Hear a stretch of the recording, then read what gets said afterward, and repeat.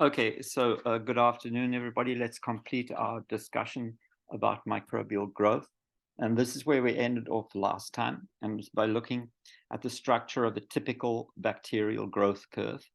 I emphasize that this is in batch growth. That means we have a container, the set amount of nutrient that we're not going to renew. We're going to start bacteria growing, and we just sit and watch the population as it grows. Starts off with lag phase, growth very slow.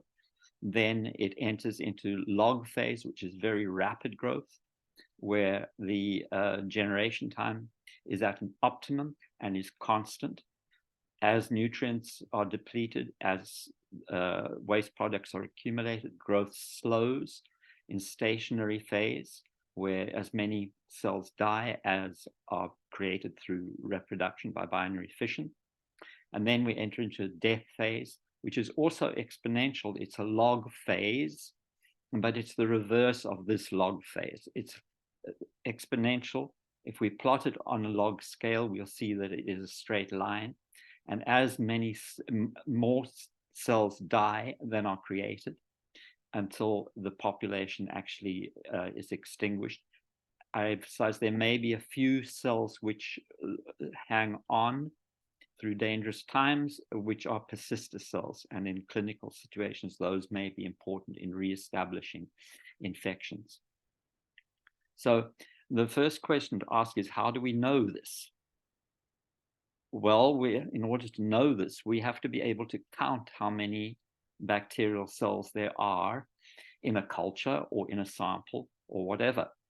And that's the topic that we're going to end up this discussion with, is how do we actually count bacterial cells? And there are several different ways in which it's done. So there are a set of techniques which we refer to as direct measurements, because in one way or another, we look directly at the bacterial cells and how many there are.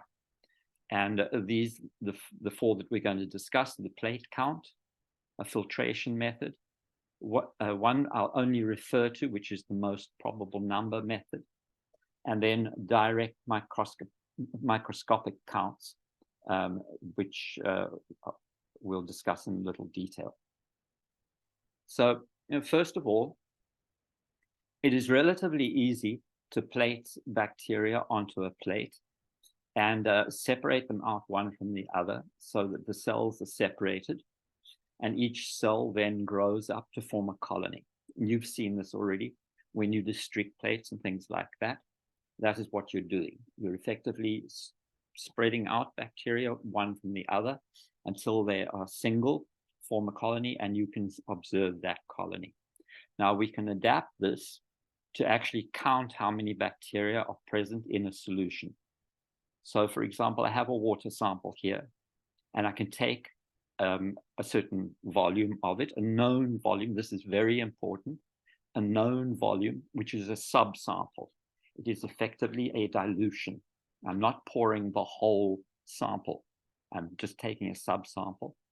I'm putting it onto a nutrient agar plate, and then I'm going to spread that out vigorously as much as I can, so that as far as possible, every bacterial cell is as far away from every other bacterial cell as it can be. We then leave that to grow, and where each cell was, we will see a colony, and we can count the number of colonies here. And we can go back to our dilution. Let me say I took here a 1 milliliter here. I want to know how many cells there are per milliliter. So it's effectively take 1 milliliter here, and I count here, and I see how many there are, and I say that's how many there are per milliliter. If I had only taken 0.1 of a milliliter, then I would have to multiply this number by 10, because that would be a 1/10 of a milliliter. Numbers are usually reported by milliliter. And we very often, when we're doing a plate count like this, we refer to them as colony forming units, CFU, and we report it as CFU per milliliter. So it's the number of colony forming units per milliliter. That is the standard way to report a number. There is a problem, however. In my example here, I used a culture of bacteria where there were actually very few bacteria per milliliter. Have a look here and you'll see that we've only grown a relatively small number of bacteria. Most bacterial cultures will have 10 to the 6, 10 to the 7, 10 to the 8, even higher numbers. And even environmental samples, say from water or soil or wherever, can have very, very high numbers per milliliter in the millions, billions, trillions. So if I was to take a milliliter of one of those samples and plate it like this, spread it out as much as I like, I would never be able to get the bacteria far away enough from one another that they didn't just form colonies which all coalesced into a lawn of bacteria. And it'd be impossible to count. They'd either be so many colonies that you couldn't count, or visible colonies would not be there. They would just all be confluent growth across the plate. So that's obvious, would be useless. We take as a standard that we should, when we do a spread like this, then we should use plates which have between 30 and 300. Some books you'll see 25 to 250, but it's in that, usually that is the standard amount that is quoted, 30 to 300 colonies. We only count plates where there are between 30 and 300. That gives us a statistically viable count. Because if we have more than 300, first of all, it's easy to make a mistake because there are so many colonies. Second of all, colonies tend to start to grow on top of one another. If there's too few, it's statistically non-viable because there'd be too much variation between samples that you took. We say between 30, a plate to be counted should be between 30 and 300. Well, how do we go from a sample that has, say, 10 to the 6 per milliliter and reduce that number to between 30 and 300 per milliliter? Well, the answer is that we dilute it. We have to dilute the sample, and we have to dilute it sufficiently that we produce plates which have between 30 and 300. And we count those colonies, and then we have to refer to our dilution. And this is absolutely critically important that you know exactly what your dilution was. Because if you do not know, if you make a mistake on the dilution, you're going to make a mistake on the total number that you compute in the end. So let's have a look here at this explanation. We don't know how much to dilute to get between 30 and 300. We simply don't. Just by looking at a sample, you can't tell how many there are in there. So we have to do a range of dilutions, and this is what is done as a standard practice in the laboratory. We do a serial dilution. We set up tubes so that going from left to right here, we have increasing dilutions, and from each tube we're going to do a plating. So let's take it step by step. You will have seen this in lab probably, or you will see it in lab. So it's important to get it clear in your head. Here's this is a tube to do a dilution into. In this case, I've set up a dilution series where I have 9 milliliters of diluent here. And I'm going to take 1 milliliter of my original sample, whatever it is, and I'm going to put it in there. I'm going to mix it very, very thoroughly. So what I have is 1 ml of original in 9 mils of diluent. What I have is a 1 in 10 dilution. So whatever number of bacteria I had per milliliter in my original, now in my final dilutions here, I have in 1 milliliter, I have 1/10 of the original It's a 1 in 10 dilution. It's much easier to actually render this as exponents. So for example, here, 1 in 10 is a 10 to the minus 1 dilution. 1/10 is 10 to the minus 1. Yeah. To keep that in mind, because our next dilution, we're again going to have another tube with 9 milliliters. And now we're going to take 1 mil of our dilution here, and we're going to put that in there. That again is a 1 in 10 dilution, but it's a 1 in 10 dilution of a 1 in 10 dilution. We have to multiply them. 1/10 times 1/10, which is 1 in 100 dilution. If we look at our exponents, it's very easy, because we have this would be 10 to the minus 1 times 10 to the minus 1, 10 to the minus 1 times 10 to the minus 1, 10 to the minus 2. It is a 10 to the minus 2 dilution. We're going to do it again. 1 mil into 9 mils. Now it is 10 to the minus 1 times 10 to the minus 1 times 10 to the minus 1, 10 to the minus 3, or 1 in 1,000. Next one, 1 in 10,000. Next one, 1 in 100,000. 10 to the minus 4, 10 to the minus 5. Now what we're going to make sure that all of these are well mixed. And then we're going to take a sample from each, and we're going to put them onto nutrient agar plates. And we're going to spread them out, and we're going to allow them to grow. And what do we observe? Well, down here, which is a low dilution, there we see that there's just too many colonies to count, way more than 300. They're all growing together and everything.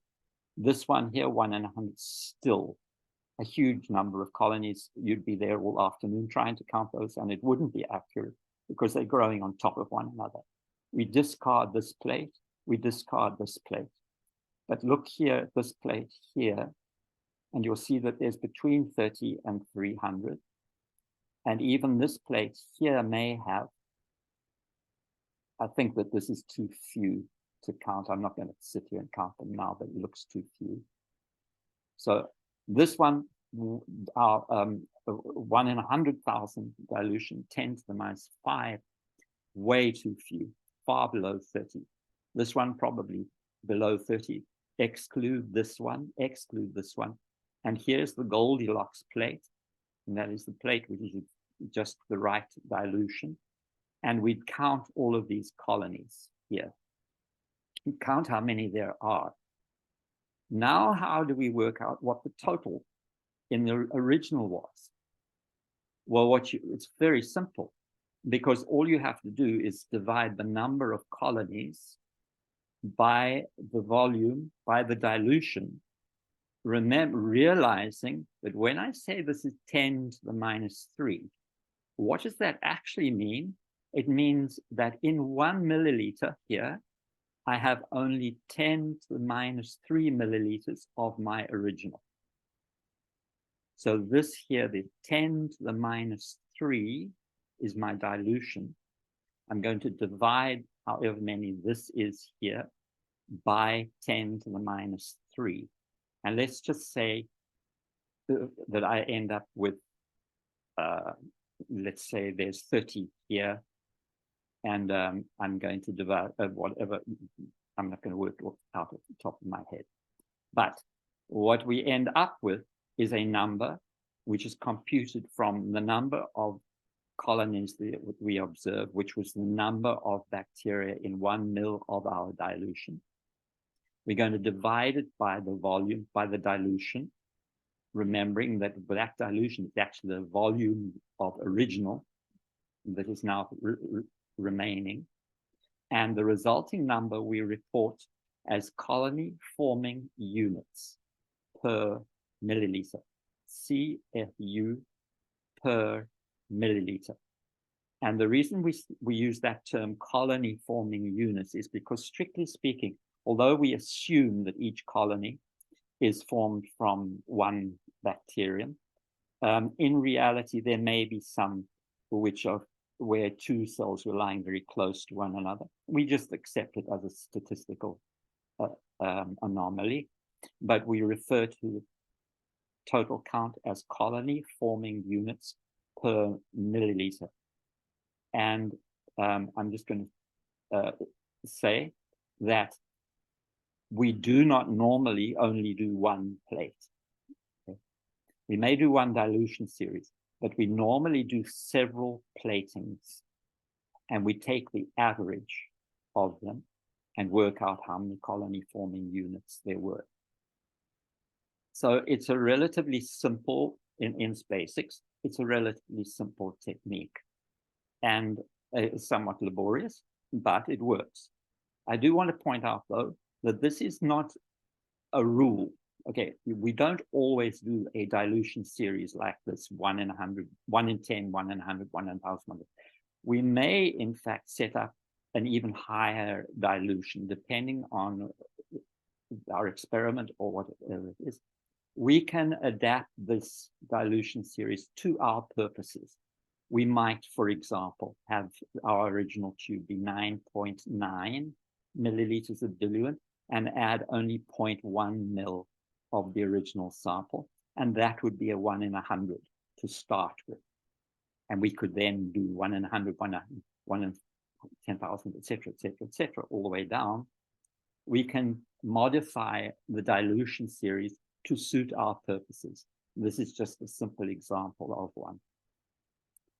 So there are, in fact, different ways in which we can do the plating itself.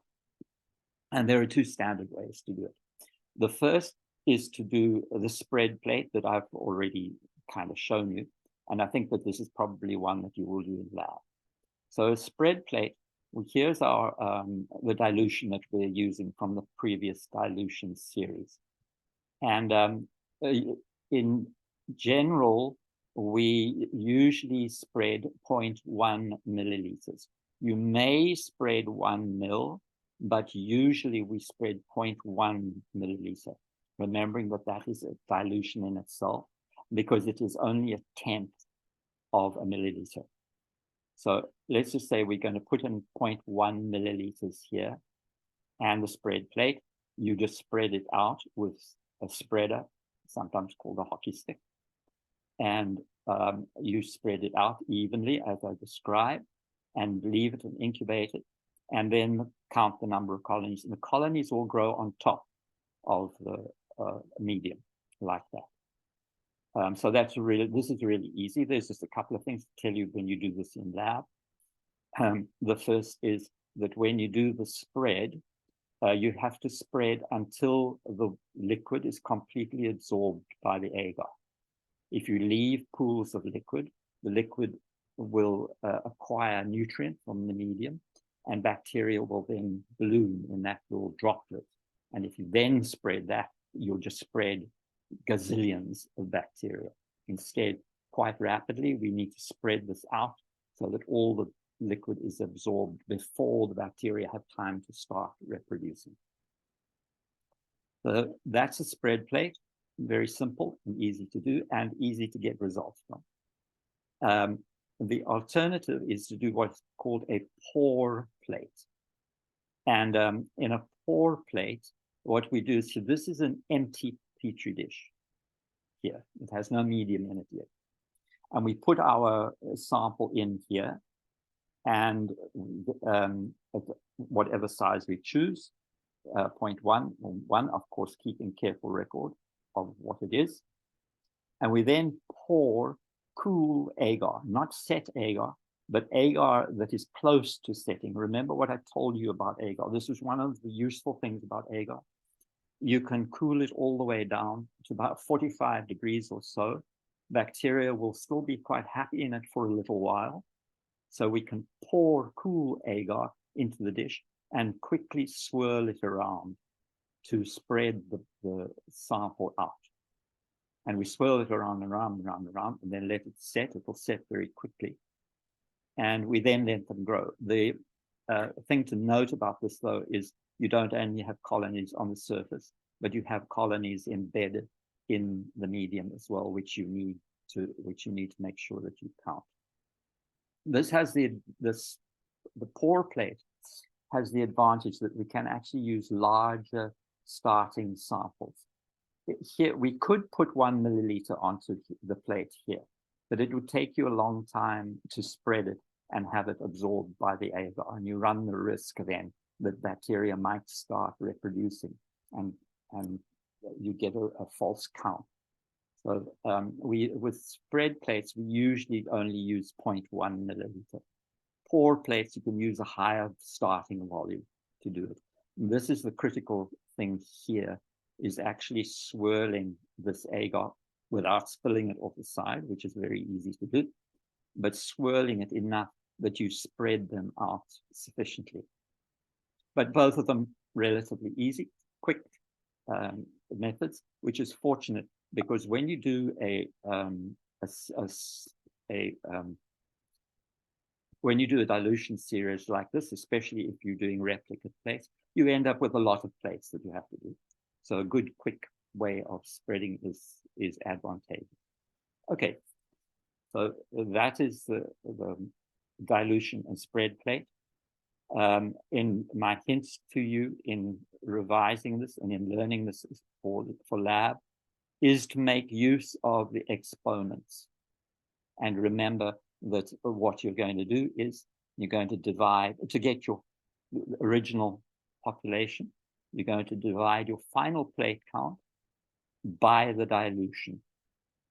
And you're going to render that as CFU per milliliter. Now, let me tell you that I have posted to Canvas a set of study notes for your upcoming test, which is next week. And that test is on metabolism and then on growth. And in that study test, I've given you some simple examples of these kinds of calculations for you to do, so that you can see how they work. Okay, so here's another method, very common in clinical laboratories, and especially in clinical laboratories which examine environmental samples. And I'll give you a specific example of this. There, you will hear on television and radio periodically, such and such a beach is closed because the coliform counts have risen too high. Number one, what does that mean? Number two, what is a coliform? We'll do the second one first. A coliform is a bacterium which is somewhat similar to E. coli and is associated with the gut. And they have specific characteristic, and that is that they ferment lactose.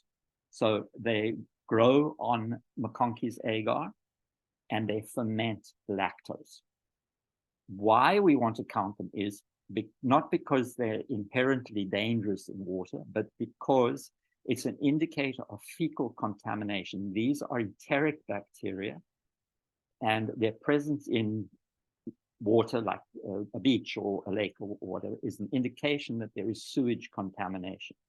And if that sewage contamination is too severe, the numbers will rise high enough that they will close the beach.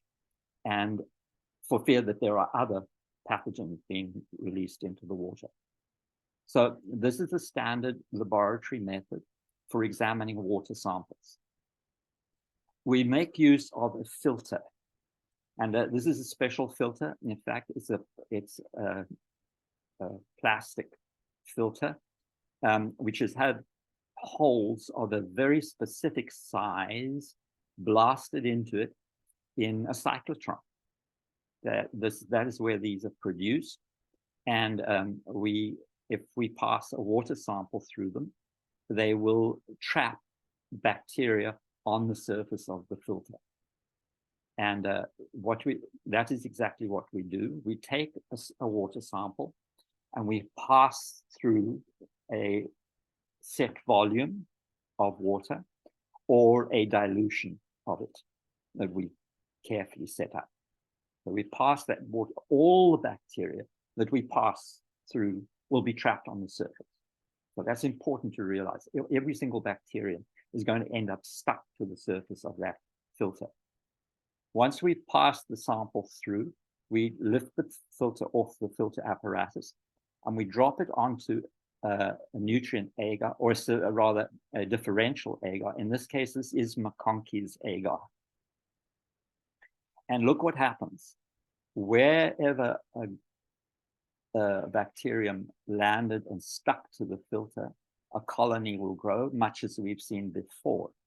But this is a differential medium, remembering that in a water sample, like seawater, whatever, you may have many different kinds of bacteria that naturally occur there. You don't want to count those. You only want to count coliform bacteria.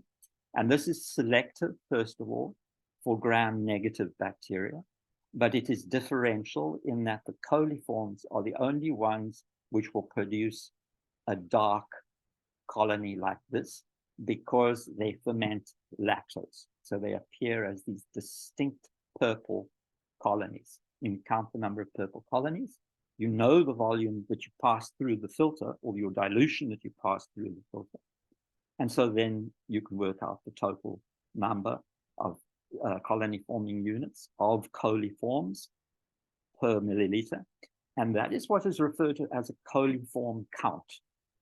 Here, for example, there are 214 colonies visible, and they passed 100 milliliters of the original sample through.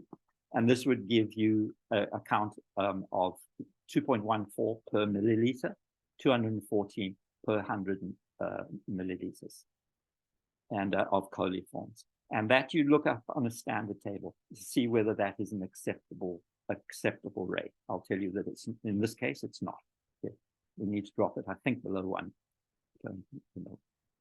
Okay, so that's our second method is using, and you can use filter counting in many different applications. It doesn't only have to be to establish a coliform count. So here's our next method. And this is truly a direct method, because in this method, we're looking at the bacterial cells themselves. And we're going to use a bacterial suspension, which we place onto a slide. And if we use a special slide, it's called a Petrov-Hauser counter. And the Petrov-Hauser counter, we again use the same principle. We're going to count the number of cells, and then we're going to divide that by the volume that we looked at. Well, how do we establish the volume that we're looking at under a microscope slide? That's the beauty of the Petrov-Hauser counting chamber. This is its structure. It's a microscope slide, but it's a heavy microscope slide.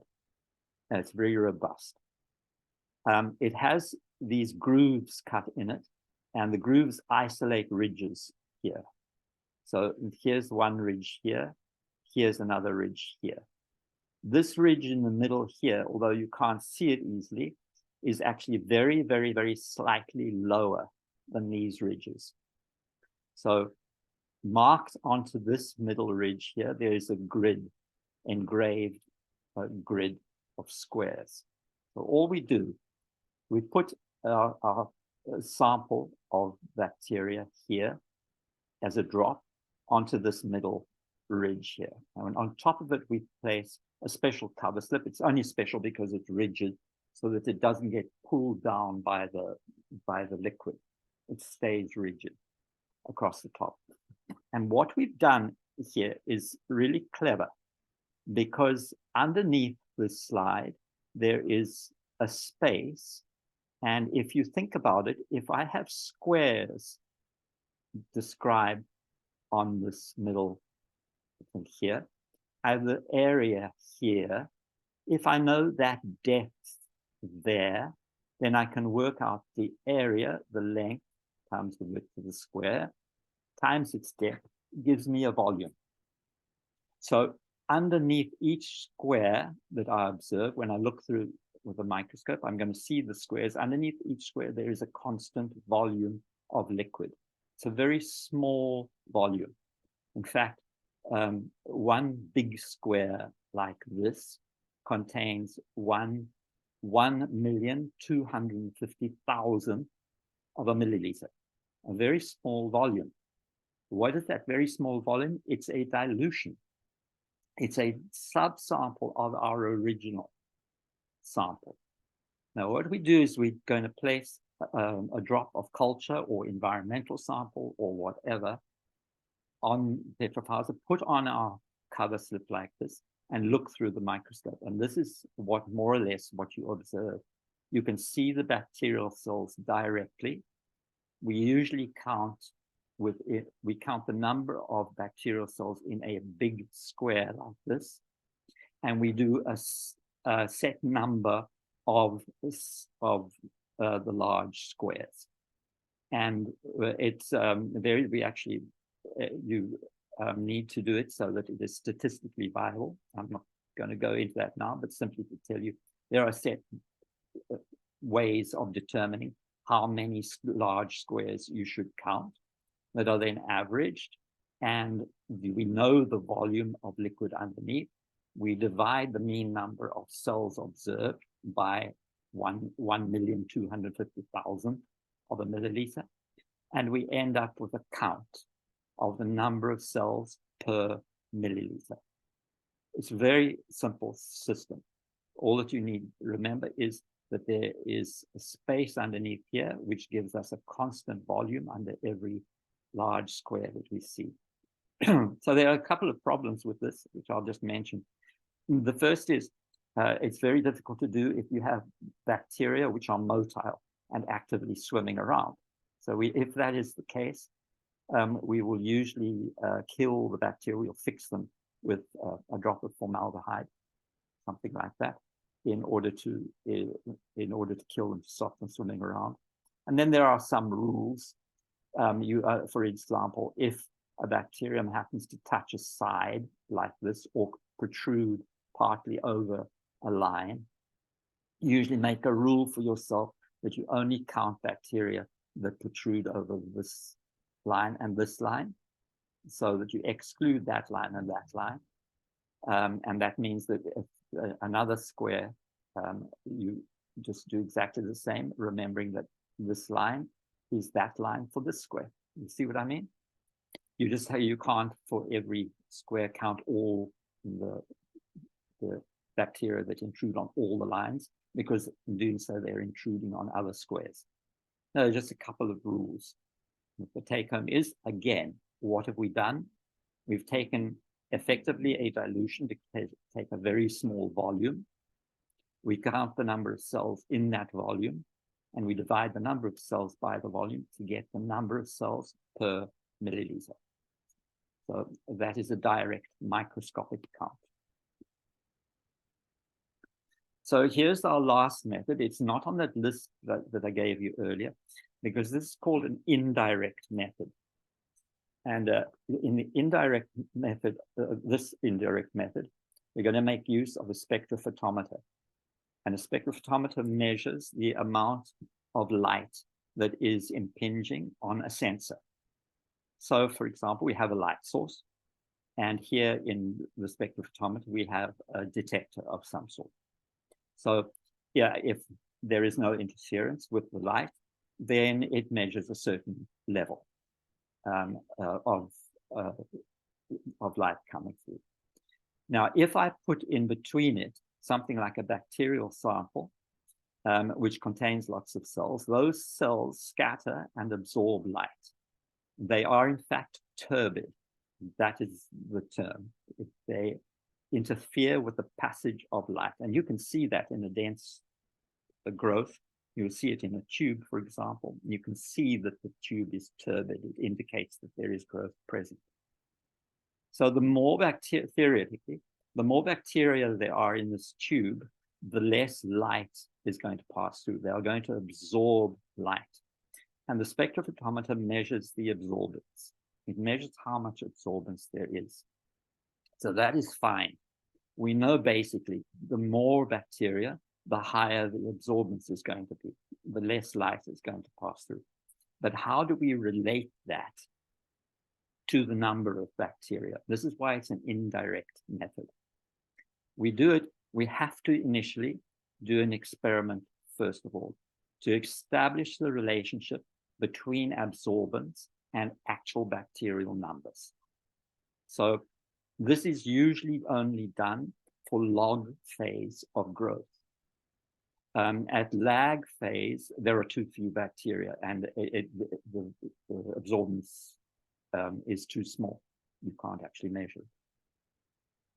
But in log phase, we have enough bacteria that they will absorb light, and as log phase proceeds and the population increases, so the absorbance increases. So let's have a look here, and this is what we observe. First of all, ignore this part here. We would ignore it because this is in lag phase. But as we go into the log phase of growth of the bacteria, we'll see the absorbance begins to increase. Remember that in these experiments, there's always a certain amount of experimental error. So we would probably repeat this several times. But at each point here, what we could do is we could take, this is time along this axis here in hours. What we would do is we would sample our culture, and we would determine exactly how many colony-forming units there were at each point, at a series of points along here as log phase proceeded. And for each of those, we, at the same time as we took the sample, we would determine the absorbance.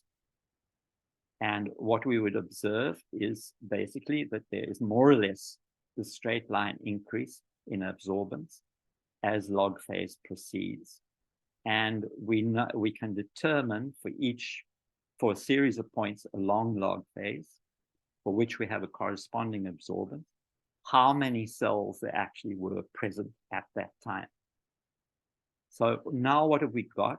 We can establish a relationship between colony forming units along this graph here, remembering we're only going to use this portion here, and the absorbance by the spectrophotometer. Again, we only use this portion here. We're now going to draw a second graph, and this is a standard curve. And this standard curve has, along this axis here, it plots the absorbance. And along this axis here, it plots the actual number of bacteria that are present. So along this axis here, we have the number of bacteria computed from this experiment here. And along this axis here, we will plot, using this axis here, we will plot the actual absorbance from our observations with the spectrophotometer. And this is what we end up with. It is a standard curve. Now, what's the advantage? Well, the advantage is that when we perform our experiment, provided we are performing the experiment under the same conditions, and this is very often the case, we don't actually have to do a dilution series all over again and grow the number, grow our colonies and count them and compute the original, et cetera, to produce this here, this line of colony forming units per milliliter. We don't have to do this anymore. You only do it once. Because now all we have to do is measure the absorbance. So we're going to measure absorbance here. And all we have to do, let's say 0.09, let's say the absorbance is 0.09. We come up here to the line here, to our standard curve. We come across here and we see that it is 18 times 10 to the 6 bacterial cells per milliliter. That's what this scale is, bacterial cells per milliliter times 10 to the 6. So what we have, what did we say? We came up here for 9, 18 times 10 to the 6 bacterial cells. Now, there's a huge advantage to this.